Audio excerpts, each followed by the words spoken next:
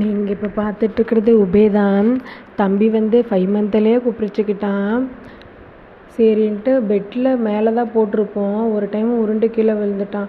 அதனால் பெட்டை எடுத்து கீழே போட்டு நாங்கள் பெட்டில் போட்டுருவோம். தம்பி இப்போ தான் அப்படி அப்படியே கொஞ்சம் கொஞ்சம் முன்ன நவர்றான். அப்புறம் நான் அந்தாண்ட நின்று தம்பிக்கு விளையாட்டு காட்டிகிட்டு இருந்தேன்.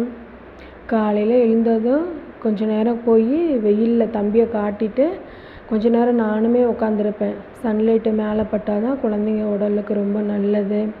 விட்டமின் டி கிடைக்கும், D3 கிடைக்கும். அதனால் கொஞ்ச நேரம் வச்சிருந்துட்டு கொண்டு வந்துடுவேன். க்ளவுஸு கை காலுக்கு குழந்தைங்களுக்கு கண்டிப்பாக நீங்கள் போடணும். ஏன் அப்படின்னா அந்த குழந்தைங்க வந்து கதகதப்பாக இருக்கிற இடத்துல தான் வச்சிருக்கணும்னு சொல்லுவாங்க. ஆனால் நம்ம வந்து எல்லா இடங்களிலுமே கதகதப்பாக வச்சுருக்க முடியாது. அப்போ கையும் கால்லையும் க்ளவுஸ் போட்டு விட்டோம்னா அது ஒரு வெப்பமாக இருக்கிற மாதிரி இருக்கும். குழந்தைங்க அழாமல் இருப்பாங்க.